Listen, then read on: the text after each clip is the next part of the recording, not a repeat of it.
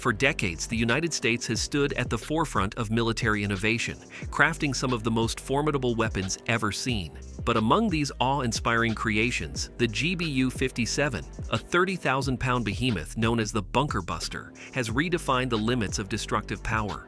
Recently unleashed against Yemen's Houthi rebels, who have relentlessly threatened global shipping routes in the Red Sea, this weapon has stunned the world with its raw force. Its ability to pierce deep beneath the Earth's surface and annihilate fortified enemy strongholds has shifted the balance of modern warfare. In this article, we explore the riveting story behind this technological marvel, from its inception to its game-changing role on the battlefield. The birth of the bunker buster concept. The journey of the bunker buster dates back to the Gulf War in 1991. At that time, the U.S. military faced a critical challenge: how to penetrate heavily fortified underground Iraqi command centers.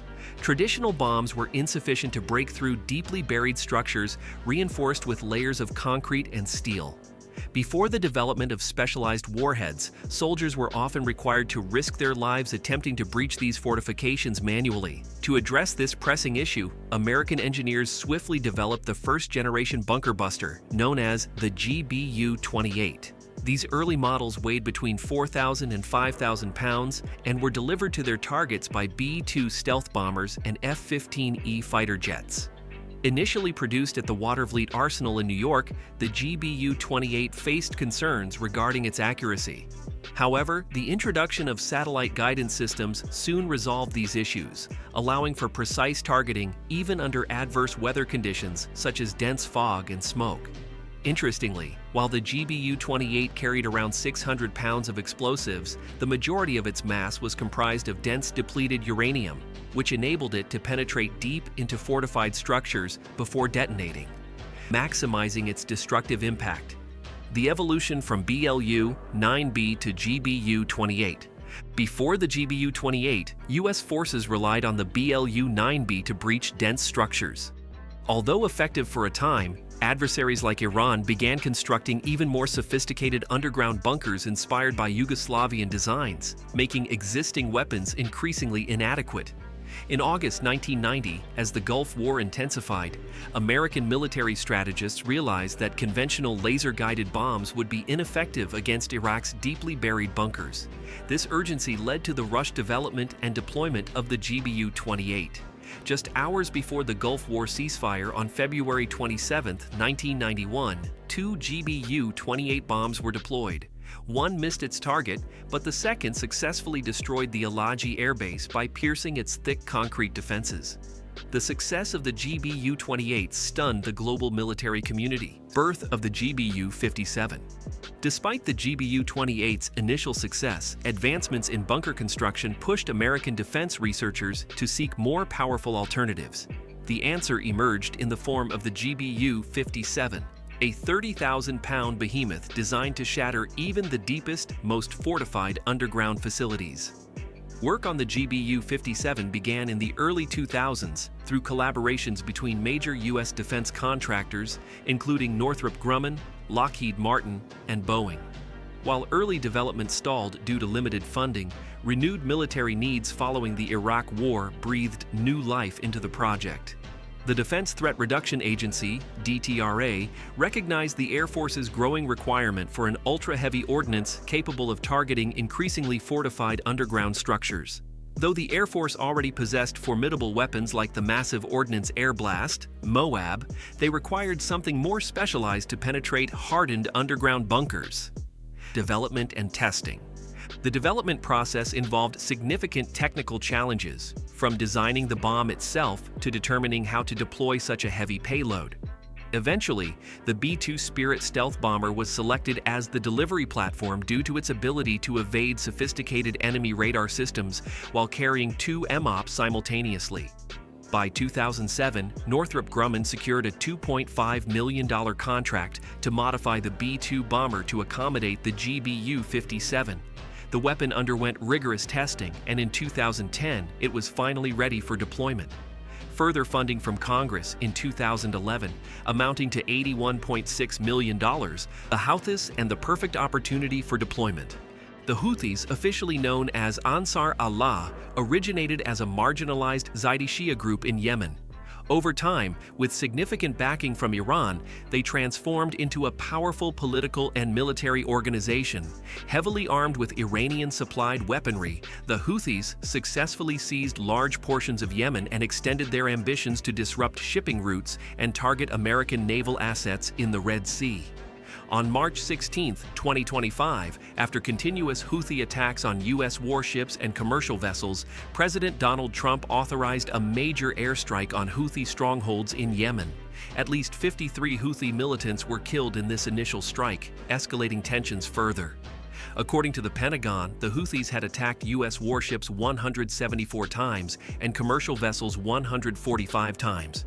The deployment of the GBU-57.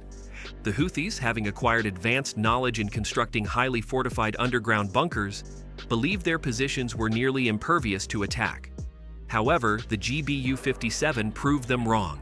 On October 17, 2024, the U.S. Air Force launched a series of attacks on 5 major Houthi targets, utilizing the GBU-57 for the first time in live combat. Secretary of Defense Lloyd Austin confirmed that the strikes were executed using B-2 Spirit bombers, capable of carrying and deploying the Massive Ordnance Penetrator with surgical precision. The targets included missile storage facilities and underground bunkers in areas such as Jabal Tan, Al-Hafa, and Nandain, locations that had been used for stockpiling weapons since the 1980s. The GBU-57's devastating penetration shattered these bunkers, eliminating more than 20 militants in one strike. The blast reverberated internationally, not just for its physical destruction, but for the clear message it sent about U.S. military capabilities, strategic implications, and global reactions.